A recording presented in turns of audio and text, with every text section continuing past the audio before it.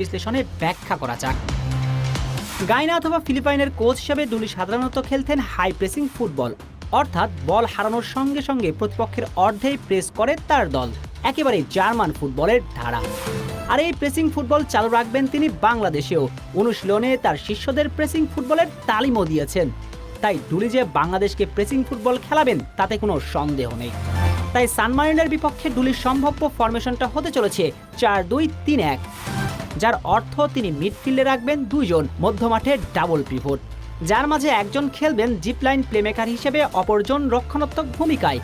আর এখানেই একাদশ থেকে বাদ পড়ে যেতে পারেন সোহেল রানা, কারণ প্রেসিং ফুটবলে ফিজিক্যালি স্ট্রং ফুটবলাররাই প্রাধান্য পায়। তাই ডুলির ট্যাকটিসে সোহেল রানা বাদ পড়ে যেতে পারেন একাদশ থেকে। তার পরিবর্তে সান মারিনোর বিপক্ষে জিপলাইন প্লেমেকারের কাজটা করতে পারেন জামাল ভুঁইয়া, আর রক্ষণাত্মক ভূমিকায় হামজা চৌধুরী। হোল্ডিং মিড থেকে শুরু করে টাইগারদের প্রাণভমরা সার্ভিস দিবেন রক্ষণভাগকেও, অর্থাৎ ডাবল পিভটে হামজার সঙ্গে জামাল ভুঁইয়া, কিংবা শারীরিক শক্তিশালী হবার কারণে জামালের পরিবর্তে একাদশে দেখা যেতে পারে হৃদয়কেও। সেক্ষেত্রে ডিপলাইন প্লেমেকার হিসেবে থাকবেন হামজা, ডিপেন্ড করবেন হৃদয়। সব মিলিয়ে ডুলির ফরমেশনে সোহেল রানার জায়গা পাবার সম্ভাবনা একেবারেই কম। এই ফরমেশনে অ্যাটাকিং মিডফিল্ডার হিসেবে থাকবেন তিনজন, যার মাঝে ডান প্রান্তে রাখতে পারেন মুরসালিনকে। যদিও মুরসালিন নাম্বার 10, তবে ডুলির ফরমেশনে তাকে ডান প্রান্তে দেখা যাবার সম্ভাবনাই বেশি। অপর প্রান্তে লেফট অ্যাটাকিং মিডফিল্ডার হিসেবে ফাহমিদুল ইসলামকেই দেখা যেতে চলেছে। যদিও ফয়সাল আহমেদ ফাহিম জোর দাবিদার এই পজিশনের জন্য।